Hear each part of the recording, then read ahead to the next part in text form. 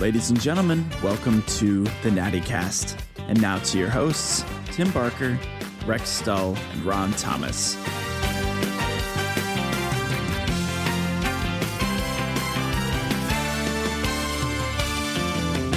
I thought we'd maybe just chat a little bit about our first, let's call it live, not live, but with a recorded live in front of people episode with Jack up at the Bistro. How is Jack, by the way, post 90th celebration? He's having another dinner for his birthday is actually in November. So. He's double dipping on the 90th? Oh, wouldn't that be triple dipping? Because I'm pretty sure we were at the Bistro, and then we had the fireworks in the boat, and now that'll be a third. Well, no, that'd be quadruple dipping. Because after the fireworks on the boat, there was something else at his house on the Sunday. Oh, right. I'm sorry, on the Monday. Right. Like the Monday following. So we had the Saturday at the Bistro, Sunday on the boat, Monday. You mean like an after prom brunch situation? Jeez, yes, indeed. So like the wedding never ends. Yeah, I think one of the groups, maybe the group from France. Yeah, that was Gerard Laviec, longtime aerospace engineer guy, designer. He was the guy that did a lot of design on the Concorde. Ended up working for Snecma out of France. He brought several people over to celebrate Jack's 90th. They attended the boat, they attended the Bistro, and he actually threw the party at Jack's house on Monday. Nice. Oh. And, okay. I recently found out that there's another dinner coming up sometime in November, maybe on the actual birthday. Well, I think we're hoping to. Well, let's see. I think the hope is we might actually release the Jack episode on his birthday. On his birthday? On the actual day he entered the world? On the day 90 years previously that Jack entered the world. Do we know that date? November 20, I believe. November 20, okay. Don't quote me on that, but I think it's November 20th. I can call. I think you've just been officially quoted. By the way, it's going to be. By the way, Ron, Gerard Laviec sounds like the kind of name you'd make up on the fly in a story. I had to make sure you. Or he's like a character name in a Die Hard movie. Right. You know, he is the right. What was his name on the Die Hard movie? He played Hans Gruber. There we go. It would be funny right now, Ron, if you were to call Jack on speaker and just ask him. Don't get into anything. Just say, Jack, what was your actual birthday? I need it for something. We could catch him on the. Here we go. It's probably on the toilet. I'm sure he's getting his mashed potatoes up at the Bistro right now. Your call has been forwarded. All right, so we're going with November 20th. Okay.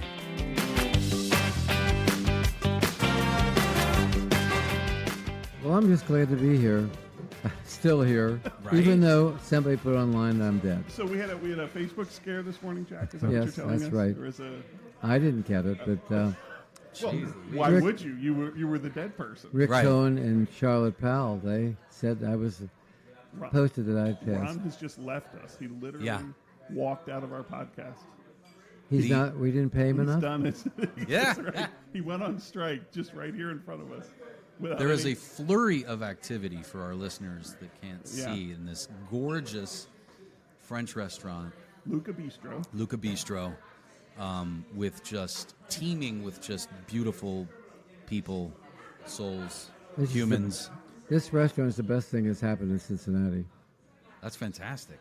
Food You can be found here having lunch and 6 days a dinner. week and dinner. Let's see, Wednesday through Sunday morning, and they're closed Sunday night and Monday and Tuesday. So they're busy, and they've done this for my birthday, which is great. I'm really, really thankful. And all of you that are here or listening on this, it's just been an amazing thing to put together for a year and a half. Yeah. I mean, this is in celebration of your 90th birthday. We have a whole weekend in front of us. You want to give us a bit of color? Is everything okay, Ronnie? Yeah. Did you go to the bathroom? Ron Thomas had to leave us and go to the He had to relieve us. So we got a whole weekend in front of us, but Yeah. I was thinking, Jack, maybe we start early, Jack. What do you think? From the beginning. I started taking tap dancing when I was 9. And the reason nobody picked him for being a ballet dancer, male ballet dancer, it was very difficult that time because guys were not treated very well when you were a male ballet dancer. They thought you had to be gay or crazy. Other than that, my parents were championship social dancers. And one day she took my two brothers and my mom down in the basement. She taught us all how to do all the things that would make us popular, like jitterbugging, the Charleston, the waltz, all kinds of stuff. And she did this just to teach you. Yeah, just for right, fun. right. Okay. Wait, the Charleston? Right. Right. Okay. Was that the precursor to the TV walk, by any chance? Mm. Was that an adaptation of the Charleston? No, I did not do the minuet. We got Jack tap dancing in the basement, Yes. and then how does he Get out of the emerge, basement. go above ground? Well, I went from that to the school. Kennedy Silverton School was where I went to grade school, and they had a teacher who taught tap And this is in Silverton. and it's no longer there. It's a parking lot on the corner, and from there I went to downtown Cincinnati to study with a guy by the name of Pep Golden, and went from there to taking ballet, jazz, gymnastics, all of it. All privately. I mean, not like in a No, school. it was a studio, but they were classes. They were not privately. I see what you're saying. Yeah, it was in a studio. It was 6th and Main. It's now a famous, what they call it, jewelry store, and upstairs. Oh, is that where Richter and Phillips is? Yes, and we're the top floor of that. That's right. Oh, right. Yeah. So from there, I went to Withrow High School. I was in all their shows, and I did all the shows there, and then What was the quality of those shows like at that time? they couldn't be bad with me. And come on. No, but I mean like production, like, yeah. So I went on eBay, and full disclosure, I was searching for something for my father. So Jack Louiso and David Stahl went to Withrow together. Yeah. So I don't know, his name popped up, and I'm like, what is that? There's a very problematic He was- cover, as he- you might Yeah. imagine. He was the interlocutor. Well, no, not in this one. And when I was a sophomore, when I was a sophomore, the city of Cincinnati was just the most awful thing because integration wasn't even thought about. It was just awful. I think most of the country in 1950 was not Yeah. exactly the most bastion of progressive behavior. Well- the Withrow Minstrels, May 8th through May 13th, 1950. So you would have been, I don't know how old, but I graduated from Withrow when I was 17, okay. Okay. And what year? Do you remember what year that was? 53. 53. Okay, so Okay. you were fairly young here. But at any rate, Yeah. so From there- I wait, but I'm looking through the program, and it's not Jack Louiso. No. It's Jackie Louiso. listed Jackie here. Louiso. Jackie Louiso. So I was just curious. Now I know that you have a cousin called Jackie Louiso, but I'm assuming this was not her performing. Well, when I was growing up, a little boy, they all called me Jackie. And I hadn't heard that ever. So like maybe a year ago, I talked to a cousin who lives in Detroit, and she said, "Oh, Jackie Louiso, how are you?" And I went, "What?" I was 60 years old, and she said, "Well, this is Jackie. We've always called you that." I went, And then on the back, That's awesome. So I don't know what you're saying, but technical crew, David Yeah. Stahl. Yeah. So David Stahl was in the technical crew, and Jackie Louiso was in the 1950s Withrow Minstrels. and if it together. hadn't been for David Stahl, I would not have done anything with the drama department because that was his baby. And I got introduced to Rosie Rosenberg, which is this amazing teacher.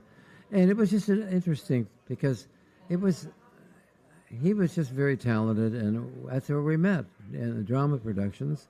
And And the minstrels were problematic on the one side, but they were. I mean, it was quite a production. it was over a there, variety. wasn't It was I like mean, a variety show. But it was Yeah. also very high Yes, right. production standards. And the guy that ran it was George Smith. And what was so interesting, I could never figure out how we got how we were so ahead on what was going on.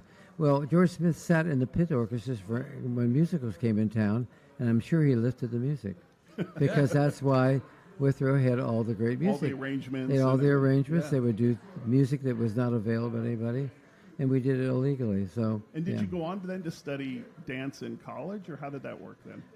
Actually, I was not a good student. I was like, C plus.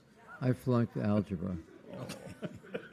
I think I did too. That's right. I And I full disclosure. Yeah. I don't know. They've when any you- math you would've lessons known. here. when you're a dancer, you can count to 8. There you go. And that's it. 5, 6, 7, 8. You can even start in the middle and count to 8. So what happened one day? I went into I did the cartoons for the school newspaper, and I went in there, and all of the seniors were there, and I was a junior, and they were talking about where they're going to college.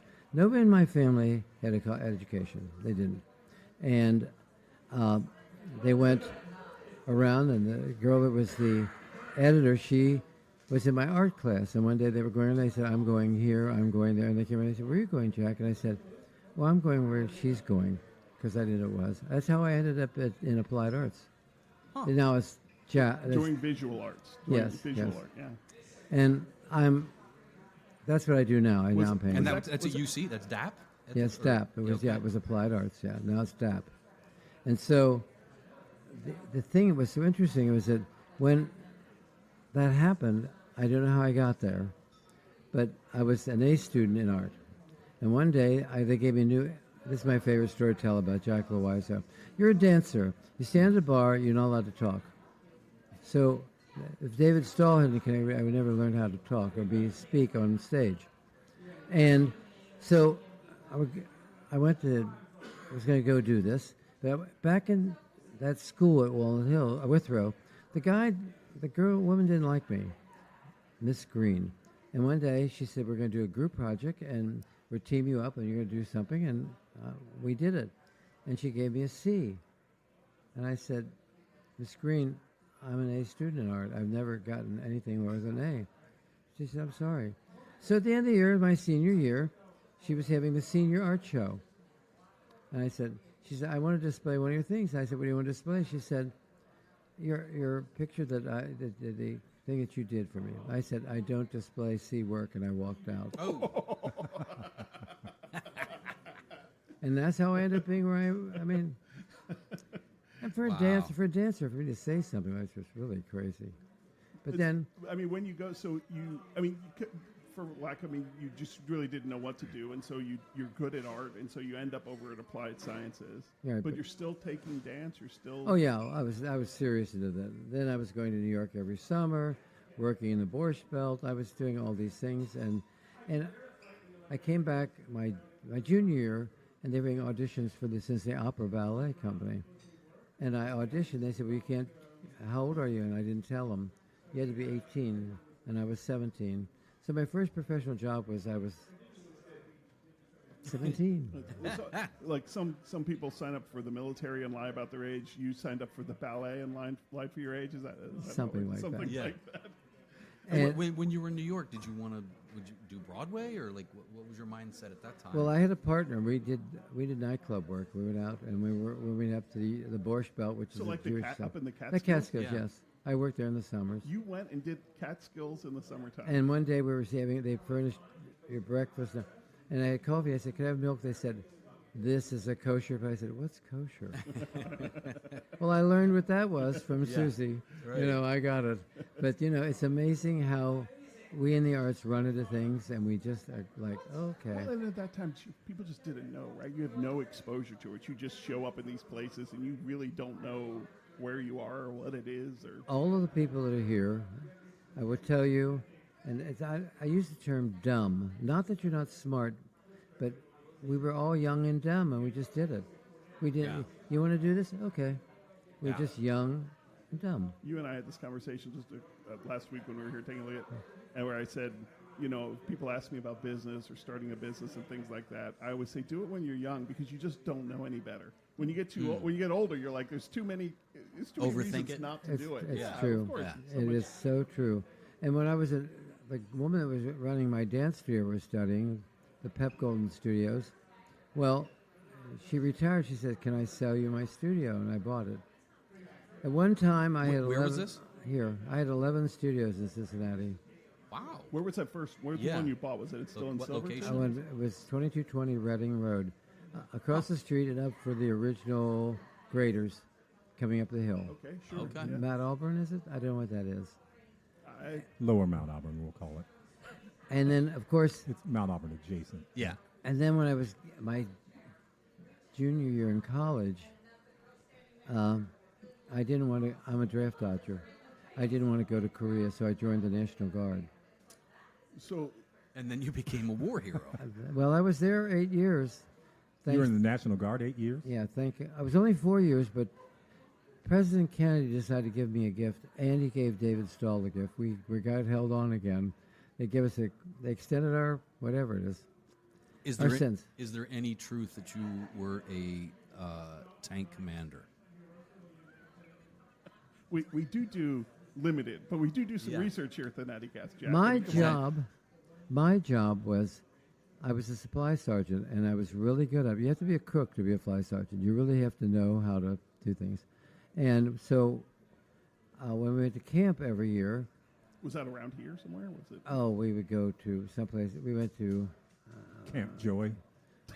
Ernst? What is the name of the famous? Fort Scott? Breckenridge. Okay, yeah. It's closed now. So we're going, and my boss, the captain said, "I don't want to lose you." I said, "Well, I'm not going to do this." He said, "Yes, I'll give you a different job, and I'll pay you more money." And I ended up going to camp, and they said, "You're going to be a tank commander." So he could pay you. So he could pay you more money and keep you as a supply sergeant. Right. And when I went to camp, I can't use this word on this show. Yeah, you can. Matthew will save you in the edit. Can be edited. Yeah, you can. This, captain who thought he was God or something came and he said, "Now you have to go qualify on the tank." Okay. Had you ever been in a tank? Never. Yeah. So we arrive out at the food range, and you're the commander of this tank. That's of course. Okay, of course, that's right. So I climb up, and luckily the guy was in there who knew this captain and hated his ass, and he said, "Why don't you?" I said, "I have to fire this thing." He said, "Don't worry, we'll be fine." So the people who knew how the real army. Yeah. So what happened was he handed me my metal helmet, and I put it on. He said, No. If you don't put the strap on your chin, it'll go up in the air when you shoot, and it'll come down and knock you out. That's all I know about being tank commander. And were you in the thing when they shot it? Yes, of course. Oh, wow. He said, "Did you hit anything?" He qualified. He qualified. I really didn't want to go to camp because camp was 2 weeks, and I was getting out in a week. And this colonel said, "You're going to camp." I said, "No, I'm not going to camp. It's a waste of money." I go there for half, and I go off. I said, "Get somebody else to come." And he wouldn't do anything. He wouldn't do it. I said, "I'm not going." I thought, "Am I going to jail?"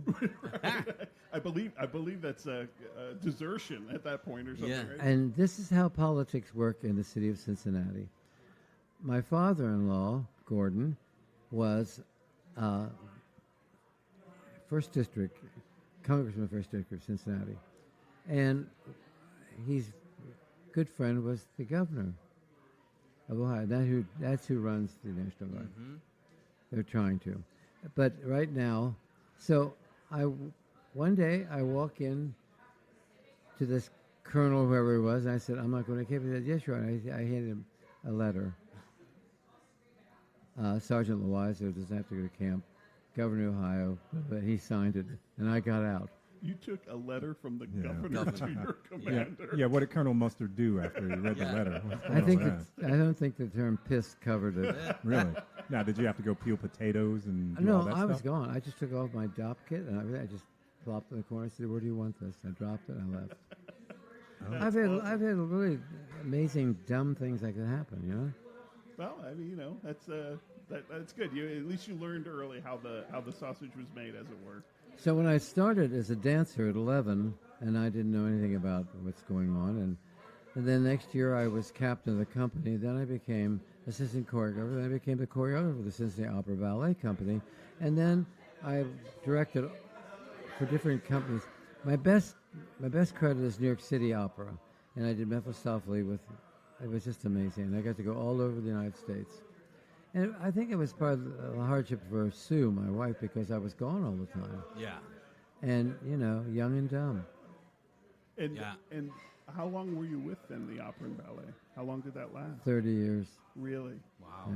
So did you go on that you would be working there and then you would go out and do other things as well? Right, Yeah. yes. Or if they sent a production out, I would do it. And some of the guys who are here today were part of that. When I went to Hawaii, Roger Preston Smith, who's here tonight, he was in that company. He was in my first studio in Milford. A lot of people were from my first studio in Milford. And he just finished a concert piece of Hello Dolly at Carnegie Hall. Is that a big one? Carnegie Hall, that's a big one. And he came in for this, and it was funny because when... So he's just recently done that? Yeah, just closed last week. Oh. Huh. It's a concert version. And so, anyway, so Sue, Cher, Louiso, we went over, and she came over for the production of Mephistopheles. And when we came off the plane, there's Roger in a hula skirt to greet us. I said, Roger. We make impacts on crazy people. It's my favorite thing about him. So at what point in all this do you end up on television as a mouse? Yeah. How does that come to be? Well, this guy, Dave Manning, Dave Stahl Manning, he was transferred down from Dayton, Maybe WLWD. down to Cincinnati, and he came in town, and he moved back to where they all lived in Mount Washington. It was like, I went to see him. I said, I just came in to see him. He just moved here, and he said, well, this summer I'm going to Europe. I said, can I go along? He said, I don't care. I went to the Silverton Bank, and I borrowed $1,500 and went to Europe the first time. You took out a loan to go? I didn't have any money. Wow. My mother lived on $500 a month And you borrowed $1,500 to go to Europe? from the Silverton Bank. Wow. And just you and Dave? Yep. Wow. And we didn't know what we were doing.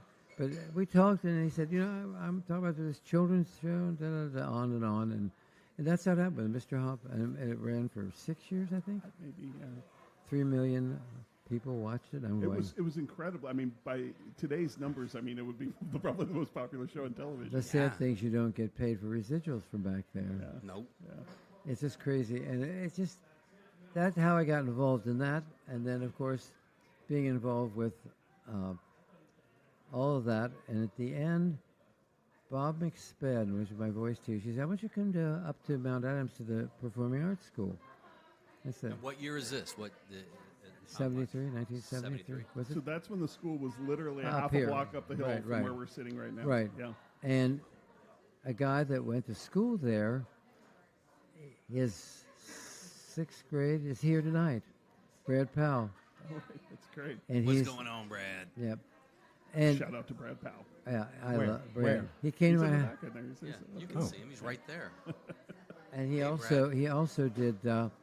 He's a phenomenal electrician. He came and he said, "You can't have all that outside for your Christmas lights." So he came and he just fixed it so I won't be arrested. or cause any fires. Oh, right. And then you have all this stuff going on with these kids. Like the guy with the beard is Santa Claus. He came in. He was at all the shows we ever did. So, but Was this a you student go- with you- a beard? Hang on a second. Let's back to so you go up and you see Bob McSpadden. And they were just starting, and they were doing all kinds of stuff that were okay, but And it was young. It wasn't all. It was no, limited grades, right? it was only 4th through like 7th, and Okay, then they graded. So was he? But he was working up there then. Bob McSpadden was working at the school. Well, he's the one when people started. He was one of those 8 people that started the Yeah. school, Yeah. and you would know all of them because they were there till they retired, Yeah. or for other reasons. Yeah. Right. Okay, so, and I would be number 9 because the next year they had me direct. And Do you remember the first thing you directed? the show I never wanted to direct. I just think it's the worst show.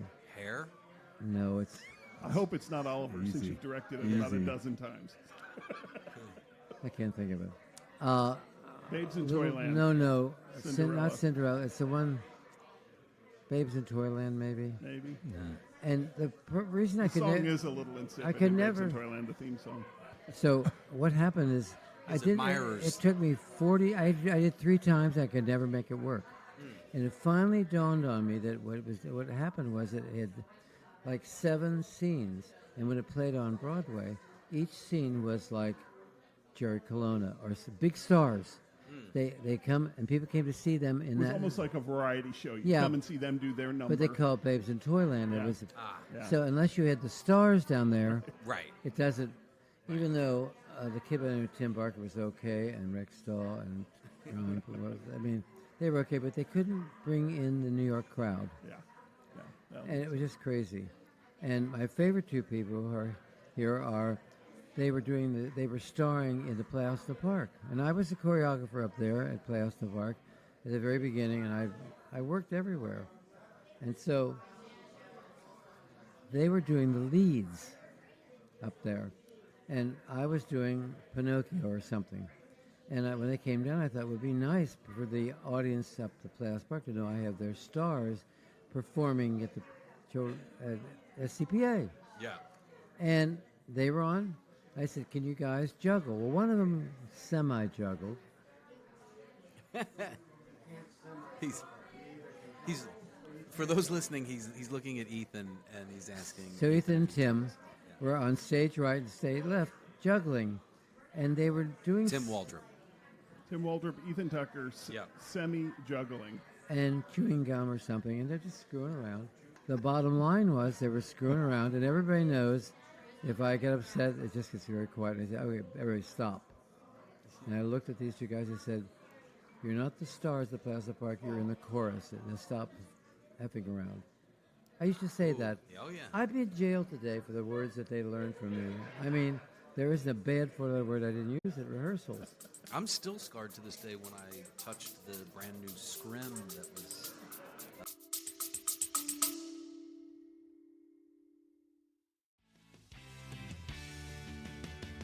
The NatiCast is proud to have the support of the National Alumni Association of the Cincinnati School for Creative and Performing Arts. I am a proud alumnus of SCPA, class of 1986, as are my co-hosts Rex and Ron. If you have listened to our past episodes, you will hear the stories of other alumni and faculty who have shared their amazing stories of how the school impacted their lives. The SCPA Alumni Association is looking to reconnect classmates from over the past 50 years and help to continue to find ways to improve educational opportunities for current SCPA students. From the Dare to Dream scholarships to simply spreading the word on class reunions, support for the association will go a long way in connecting the amazing community that is the SCPA family. Your annual membership fee of $40 will help support everything from the association's daily operations to alumni event programming. Membership dues for recent SCPA graduates are waived for the first 18 months. Visit us at scpaalumni.org to become a member, donate, or find other ways to get involved. Please don't forget to check out the official store for all your SCPA merch.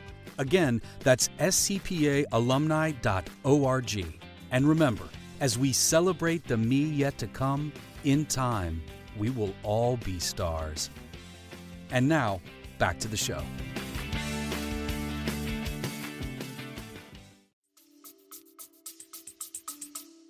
Hoisted.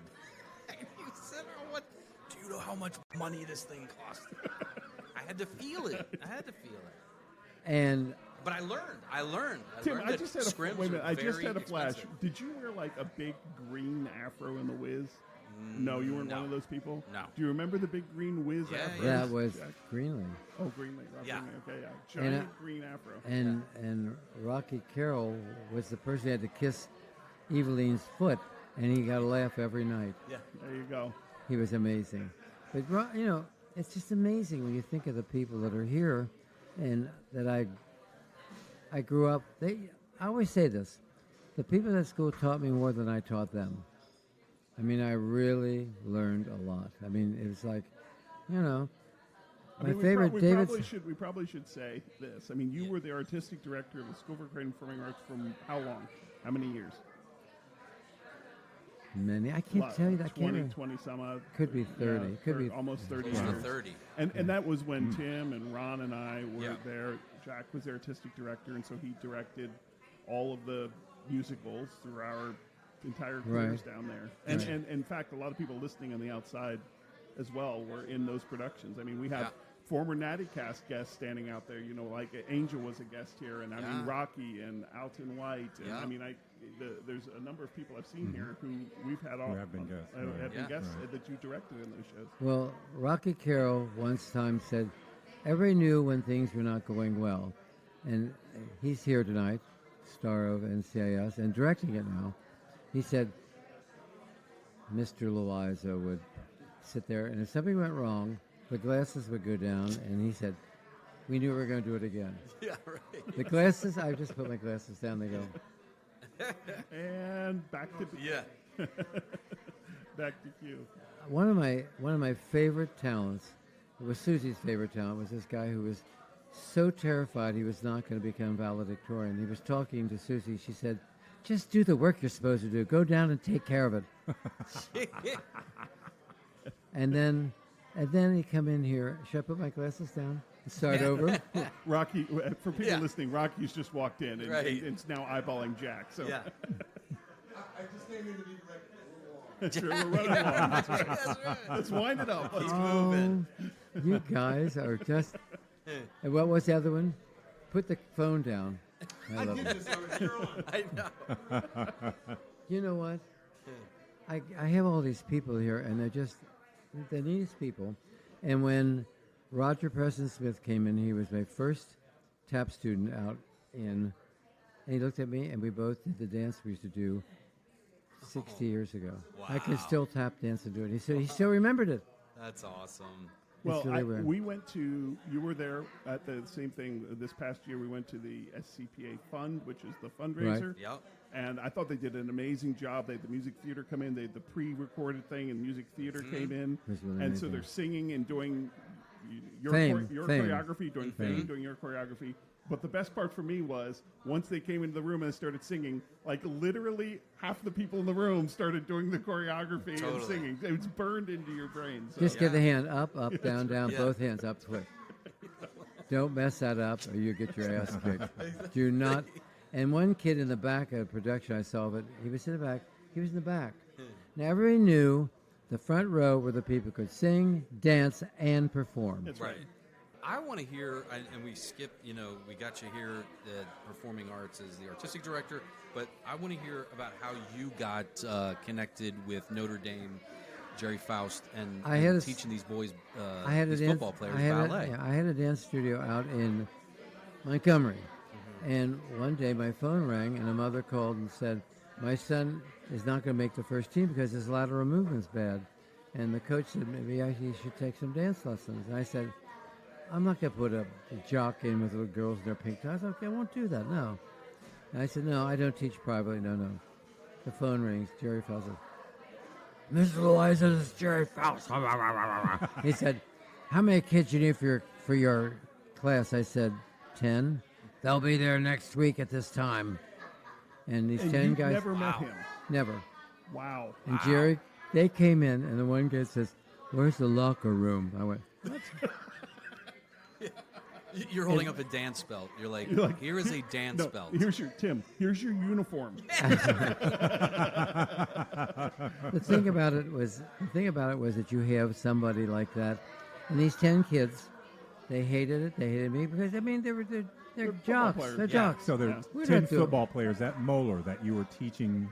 And next year there were. ballet. So Next just, year but there just were. so we're clear here, Moeller High School at that time and still Powerhouse. today, For- powerhouse. For Yeah. 5 years that I was there, we won everything, state and. But But to the point that Jerry Faust, who was the head coach at the time, Amazing. was recruited to Notre Dame, not just some college, out of Yeah. a high school, Yeah. recruited to coach Notre Dame University. Yeah. And he would send a plane once a week, a private plane, to pick me up at Lunken Airport. And they'd open the door and say, Coach Louiso, and go. So So then I flew up there. you don't remember this, but you invited me one time. Todd, your son Todd, and myself were on this plane. We got invited. We got to stand on the sidelines, and I want to say it was a homecoming game. It was. So You guys did go. we You got went. flown up In on a the private on the plane. private plane, Right. Notre Dame on the side. It got to stand on the sideline for a homecoming game at Notre Dame. It was incredible. You talk about energy. The guy's, what's the coach's name? What's the pilot's name? Bill? I can't remember. God, I don't know. I have some recollection that we were on the plane with like Carl Lindner's lawyer. Does that sound like something that's possible? Like he hitched a ride. Hysterical. Look at him, Jack. Yeah. I'm not making that up. Slow am I? head It's nod. like- Slow head nod. He became a very big supporter of the arts because of that. But Wow. I had a hundred. I had a That's hundred. that connection. I had 100 kids in those classes, and it was amazing. I mean, I can't believe. So when he went up there, he just said, "You're coming with me. You're going to come up and do this for what you did here at Moeller. Now you're going to come up and do it." Who's the top Ohio's the most famous historical coach? Woody of Ohio, Hayes. for Ohio. Yeah, Woody Hayes. Woody Yes, Hayes. yeah. He came down to watch me. He said, "Your kids have the best lateral movement." He said, "That's because of Jack Louiso." That's Woody awesome. Hayes. Yes. Yeah. He said they have the best. Well, they hated me, but I made them work. I was gonna say, yeah, it was work. Think, I mean, the flexibility, right? These big, strong, athletic kids, but from a flexibility perspective. And Yeah. The secret to anybody, if you really want to make a success and you want to coach, if you're going to work on quickness, take off their gym shoes because they stop you from moving your feet and getting better. It's using the foot without anything stopping it. Barefoot.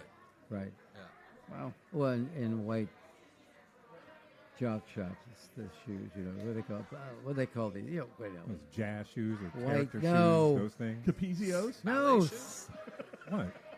Ballet slippers? white socks. Oh. Okay. Okay. Like a tube sock? Yeah. Okay. It was amazing. And some of them, I went down to SCP the other day because I'm still involved helping them. And luckily, the young lady who teaches, I call you all kids because I'm going to be 90 for God's sake. She's the head of the music theater program there, and her husband's now the new artistic director, and he's here. Yeah, they're both here. Yes. I've seen them Just standing right spied here. them. Yeah. So I went down for something, and some guy came and said, Mr. Louiso, do you don't remember me? I was in your ballet class at Muller. Oh, at outstanding. Moeller. Outstanding. He's the outstanding.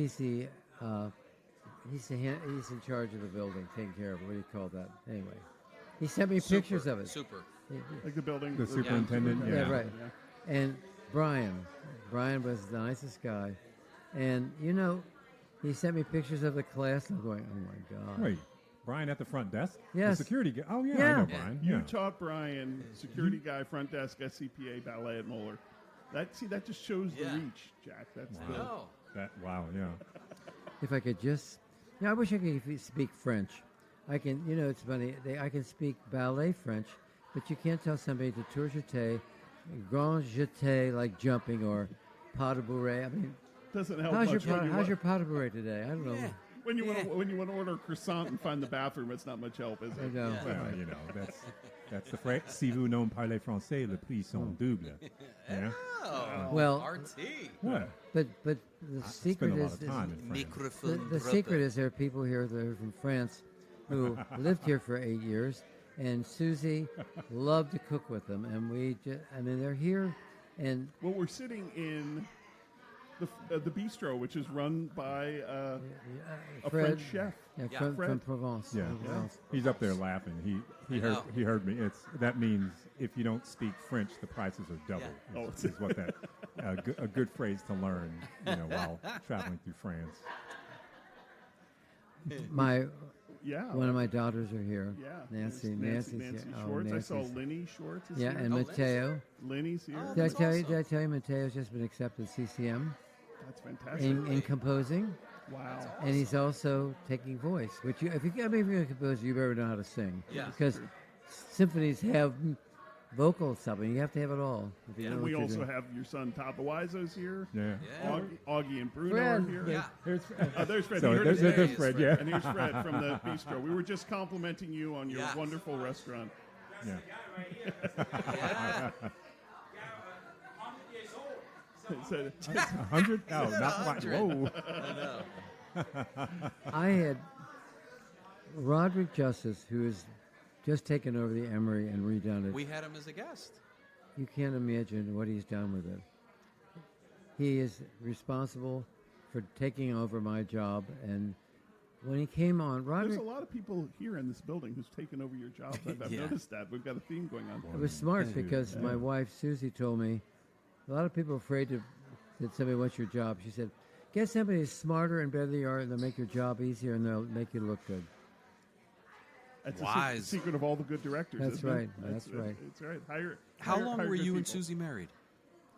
37 years, Oh, okay. and she's been gone 4 years. And you know what? She's here, and so's Dave. Yeah. Those two people are here. They made my career. They did. A lot of you guys made my career. All the kids that went to those schools and that, you know. Well, so when you went, real quick, to Right. Children's Theater, because when you left the Performing Arts School as artistic director, then you went on to become the artistic director. Was that the title, or the Yeah. of the Children's Theater Cincinnati? And how long were you at? Because I think Roderick said 18 years. and 18. I think that you were the first paid full-time staff there when you started doing that. Children's theater started because women wanted to be on the stage and perform. And my philosophy when we took it over, and I told them, is that kids see it on television, they see it on they see it, good stuff. And if you can't compete, they're not going to come. So when we took over, they sell 25,000 kids. We took over. In 2 years, we were seeing 250.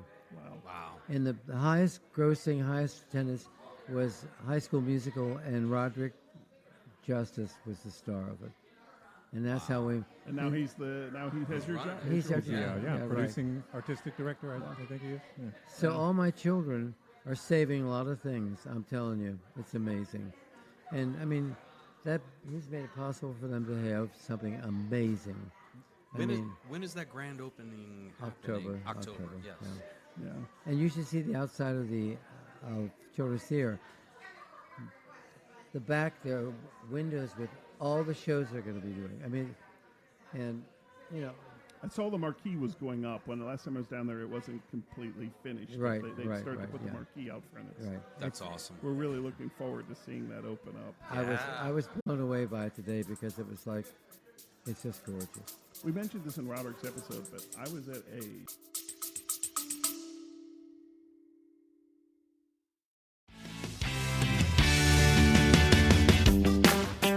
The NatiCast is supported by Mad Cheese. Mad Cheese is a completely plant-based, dairy-free cheese and charcuterie shop located in Madisonville. The owners, Cincinnati natives Heather and Reggie Donaldson, handcraft over 30 different plant-based cheeses and meats in their commercial production kitchen behind the storefront.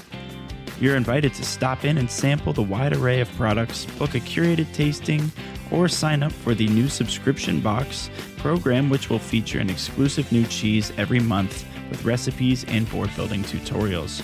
For more, head to Instagram and Facebook at Mad Cheese Cincy or go to www.madcheese.com.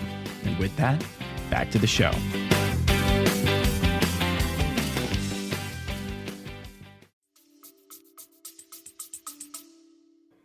Bobby McFerrin concert there, and Ron Thomas went up on the stage and sang live with Bobby McFerrin during that concert at the Emory Theater. So he has Oh my performed God. on the Emory Theater stage. You didn't know that, Jack? No. Were you chosen, or did you volunteer to get Well, up? it was one of, they were grabbing people out of the audience. And Yeah. there was a few people might that. have shucked They it a heard little. that rich Well, they knew that I could. baritone voice. Yeah, I mean, most people I went to school with didn't know. I that believe could Maggie sing, Perino actually. referred to it as basso profundo. Oh yes, I believe that was the You're term. right. Really? Okay, we're Yeah, getting, we're we're getting getting the we're getting to sign. wrap it up. We're Yeah. getting wrap it up signal. gonna- So, yep. so Hey, we gotta go. Joy. Yep. Okay, all right. Yes. Wrap it up. So we've got some closeout remarks here, Jack. We're gonna hand it over to Tim. Who's got Well, I some- want to know real quickly if you were to wear a sports jersey, what jersey would that be, and whose name would be Probably on it? Notre Dame. Okay. Cincinnati. Beautiful. What about a Cincinnati team? jersey? You have a Cincinnati Cincy jersey? Oh, I know not, it's I'm gonna not be. happy with the Reds, but No, just any, just not any- current. School, any, you mean? Any, No. any Player. anytime. Yeah, any professional sports jersey. Yeah. Reds, Bengals, I'm a bet. Royals. Joe Burrow. Okay. Okay, all there right. you I'm go. gonna get him involved in a project I want to do. All Nice. right, outstanding. Oh, yeah, I you're bet you'd be priming it. down for it. I thought my you would next say project. Johnny Bench actually. Well, Johnny Bench, I did Damn Yankees with him. Yeah, Indeed, I was that's in why I that. thought And Marge Schott was the most difficult Yes. woman I ever knew. She was doing a part, and backstage, these are kids, high school kids, right? Yeah. So backstage, she had a full bar. Yeah. Thank God the dog wasn't there. Yeah. So we have some All right. some wrap up comments we're gonna go through here, Jack. Okay. So just bear with us for a second. Okay. Does he need to be here? Yeah. Okay. I want to hear it. So as we close out, we want to take a moment to thank some people, businesses, and organizations. And we want to start with us here at the NatiCast. This has been our first episode ever recorded with a live audience. So thanks to everyone out there for helping us make this fun for all of us. And this podcast is dedicated to the people and stories that have a relationship or tie to the greater Cincinnati area. And I can think of no one that fits the description better than this man, Jack Louiso. We also have a few people who are here today who have also been guests in our first year, so thank you to all of them as well. And it would be a huge help if you would search for the NatiCast wherever you get your podcasts. You'll see the NatiCast logo, which in the room you will see on displays that Jack was kind enough to make for us. And we would love it if you could follow and subscribe to the podcast. You will get notified when we post a new episode, as well as help us build our audience. My co-host Ron owns a TCP and has built an amazing studio, which incidentally are located just across from the old 1310 Sycamore, home to SCPA, right there in Over the Rhine. And TCP makes all of this possible for us at the NatiCast by providing the equipment you see and hear today, but also the studio where we record most of our guests. If you or your company or organization need help with production services for live or streaming events, or maybe you want to host a podcast yourself, you can connect with Ron and TCP at technicalconsultingpartners.com. And we also must send a special thanks to Rex and Wendy's son and our producer Matthew Lake, who is on with us remotely from Long Beach in California. I can tell you with 100% certainty that we would not have this podcast if it weren't for his talent, because Matthew rocks, period, exclamation. And now that you've seen the live taping, you will enjoy listening to the episode when it goes live in a few weeks and see what he does to taking people rambling on microphones and turn it into absolute brilliance. I also want to thank our amazing hosts today here at Luca Bistro. Fred, shout out, amazing. Round of applause, man. Incredible. His incredible team. Making this amazing food, but they are also a big part of keeping our guest of honor, Jack, fed and watered each day like a beautiful plant. He's holding court over in the corner on yes. those days. So, and we want to thank them all for their tremendous hospitality. Their food speaks for itself. So when you are in town or looking for a place to meet up with friends, we hope you will all head back up here to Mount Adams and visit Luca Bistro. And don't be intimidated. If Jack's sitting at the table having his little afternoon tea, just pull up a chair and sit down and start talking to him. Roger that. Thank you. You know, Tim, we have also been working with the Alumni Association of SCPA. The three of us, along with many of the people in this room, are graduates of SCPA. And much like our mission here at the NatiCast, the association is looking to reconnect classmates from the past 50-plus years and to help find ways to improve educational opportunities for the current SCPA students. Visit scpaalumni.org to become a member, donate, or find other ways to get involved. They also have an online store for all of your SCPA alumni merch. We also want to acknowledge Mad Cheese, located in Madisonville, yum, yum. and run by our former classmates at SCPA, Heather and Reggie Donaldson. Shout out. Exactly. It's all plant-based, and Heather is a true magician. Her food is amazing, and not just for people following a plant-based diet. They have a great storefront with their commercial kitchen behind it, where you can do tastings or host small events. They have a monthly subscription box available as well. Go check them out, or visit them in person. But online, it's madcheese.com. And Wendy there. hey, Wendy. And at the NatiCast, we're big supporters of Red Oak Animal Rescue, also known as ROAR.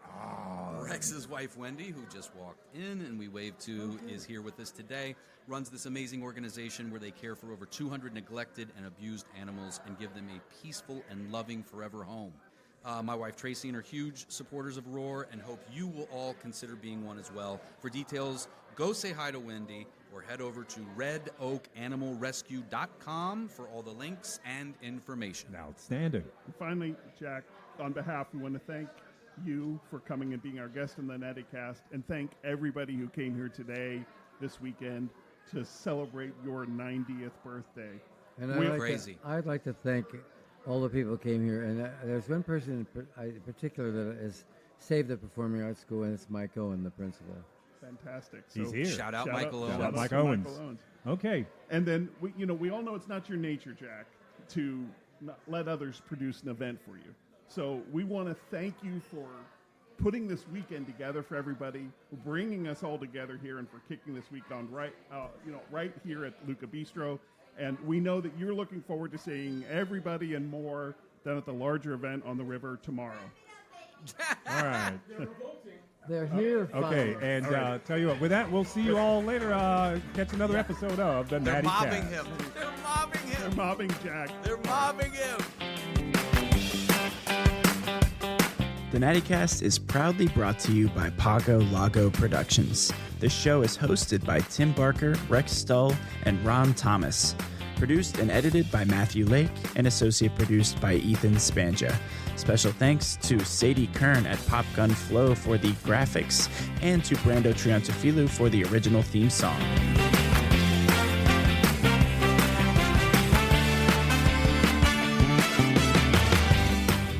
Feel free to follow us at _NatiCast on Instagram or head to our website, thenaticast.com. You can get this show wherever you get your podcasts, and we'll see you next time.